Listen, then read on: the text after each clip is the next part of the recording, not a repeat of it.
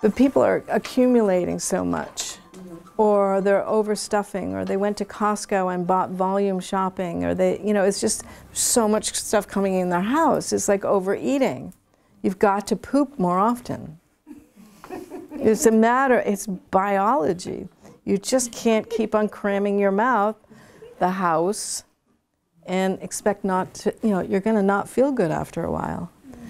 So the idea is, I just did a whole intervention with somebody where they were in real, before Christmas, and they really were in a heightened state of stress.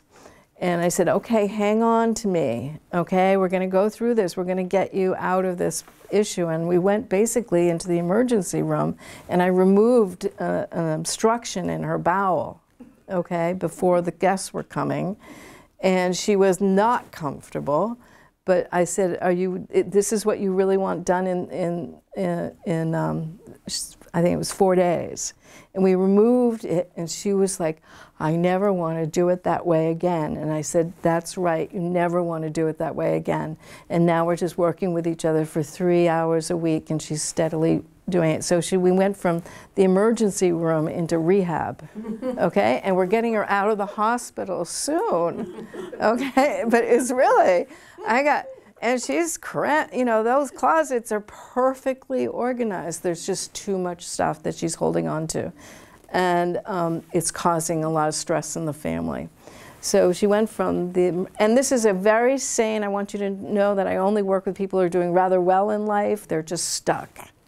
And they're willing to step up and actually work with me side by side. And they're very, very healthy people, 99% of the time.